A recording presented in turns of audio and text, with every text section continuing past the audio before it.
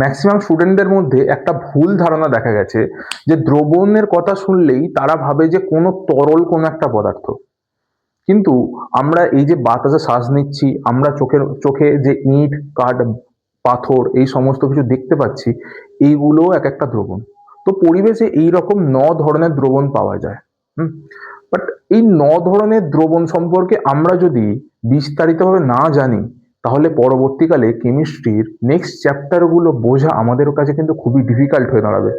তো এটা খুবই নেসেসারি যে আমাদের সলিউশন বা দ্রবণ সম্পর্কে জ্ঞান রাখতে হবে, যাতে আমরা কেমিস্ট্রিকে ফার্দার ইন ডিটেল স্টাডি করতে পারি।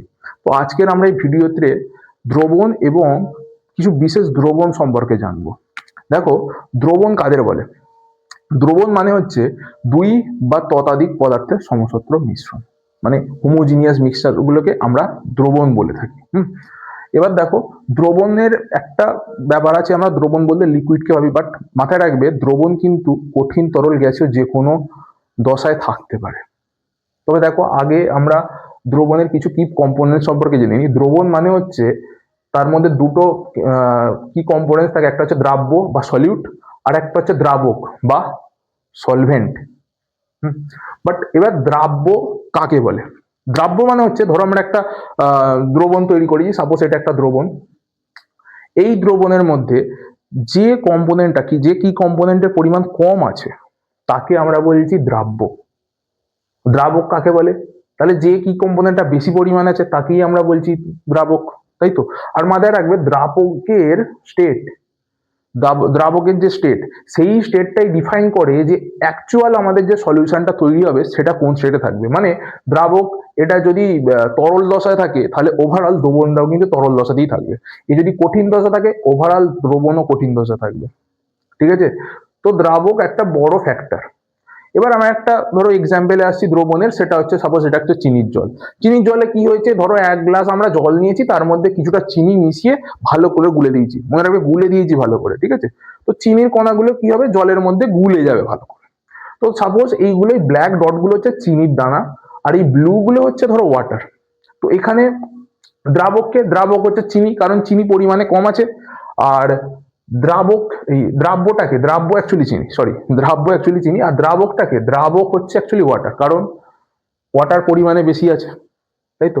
এবার অনেক সময় কনফিউজিং কি হয়ে যায় যে দ্রাবক আর দ্রাব্য মানে ডেফিনেশনটাই গুলিয়ে যায়। কিরকম গুলিয়ে যায়, যে একটা পরিমাণে বেশি একটা পরিমাণে কম, তাই তো?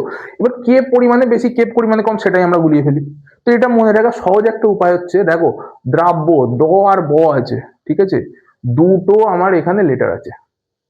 আর এখানে দেখো দ্রাবক দ ব আর ক আছে, মানে 3টে লেটার আছে। তার মানে দেখো 3টে লেটার মানে এর সম্বন্ধে বেশি লেটার আছে, এর মধ্যে কম আছে। তো যা এর মধ্যে বেশি লেটার আছে মানে যে পরিমাণে বেশি, ঠিক আছে? দ্রবণের মধ্যে যে পরিমাণে বেশি তাকেই আমরা বলবো দ্রাবক, আর যে পরিমাণে কম তাকে আমরা বলবো দ্রাব্য। ইংলিশেও সেম, দেখো সলভেন্ট, এর মধ্যে বেশি লেটার আছে না? তো অ্যাকচুয়ালি সলিউশনের মধ্যে যে কম্পোনেন্টটা বেশি তাকে আমরা বলবো সলভেন্ট, আর যেটা কম আছে সেটাকে বলবো আমরা সলিউট। তো এটা মনে রাখার একটা জাস্ট ছোট্ট একটা টেকনিক। মনে রাখবে এই দ্রাবক তার মানে কি দেখা গেল, solution equals to solvent plus solute, তাই তো? এবার দেখো, আরেকটা জিনিস মাথায় রাখবে, আমরা কিন্তু যে কোনো সলভেন্টের মধ্যে সলিউটকে কিন্তু একটা নির্দিষ্ট লিমিট পর্যন্তই দিতে পারি। কিরকম? ধরো তুমি এক গ্লাস জল নিয়েছো, সেটাতে তুমি 1 চামচ চিনি ঢাললে গুলে গেল, ডিজলভ হয়ে গেল, তাহলে মানে সেটা একটা সলিউশন তৈরি হলো বা দ্রবণ তৈরি হলো। আর 1 চামচ চিনি দিলে সেটাও হয়তো গুলে গেল, বাট যখন আর একটা চামচ দিলে দেখা গেল নিচে চিনিটা বসে গেছে আর গুলছে না।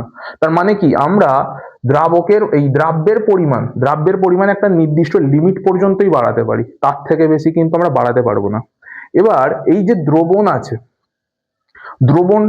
দ্রবণের মধ্যে থেকে আমরা দ্রাব্য আর দ্রাবকে খুব একটা সহজে আলাদা করতে পারি না, যে ফিল্টার করে নিলাম, ফিল্টার করলে আলাদা হবে তা কিন্তু না। এদের কণাগুলো কিন্তু প্রচন্ড ছোট হয়, ঠিক আছে? খুব ভালোভাবে কিন্তু গুলে থাকে।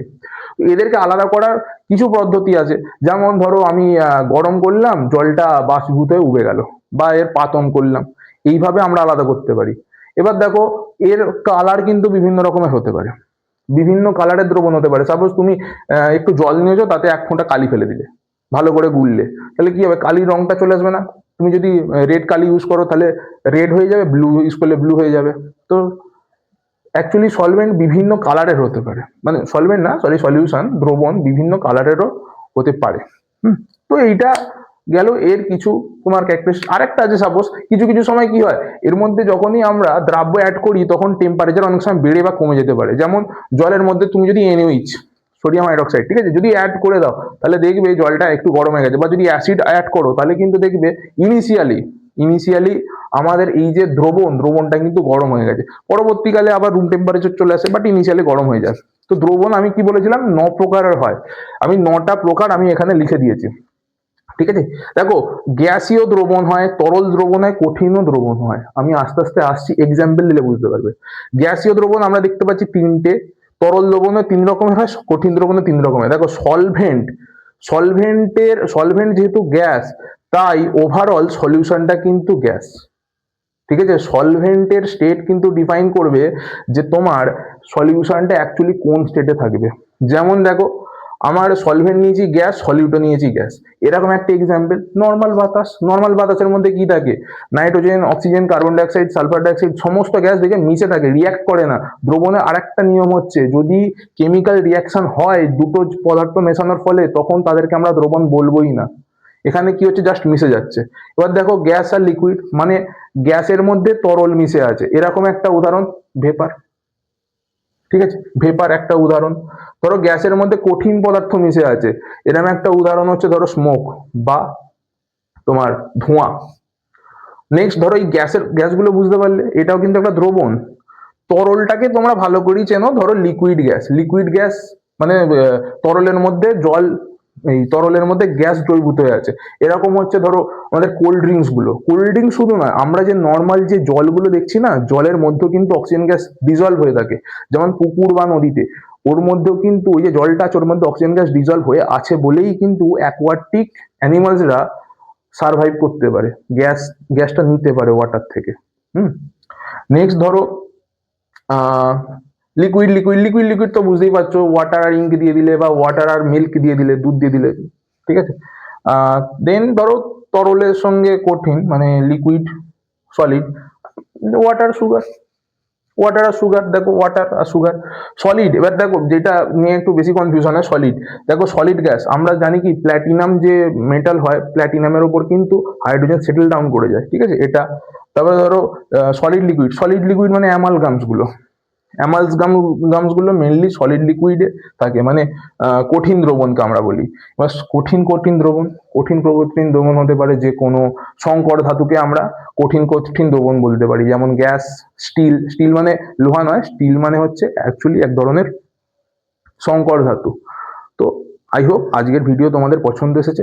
আমরা এর পরের পার্টটা কভার করবো নেক্সট ভিডিওতে, ঠিক আছে। তবে হ্যাঁ, আমি জানি বোর্ড ওয়ার্কটা অনেকটা ইম্পর্টেন্ট তোমাদের কাছে হতে পারে অনেকের কাছে, তো আমি এর একটা ফটো ভিডিও শেষে তোমাদেরকে দিয়ে রাখবো। আজকের জন্য এতটাই, দেখা হবে নেক্সট ভিডিওতে।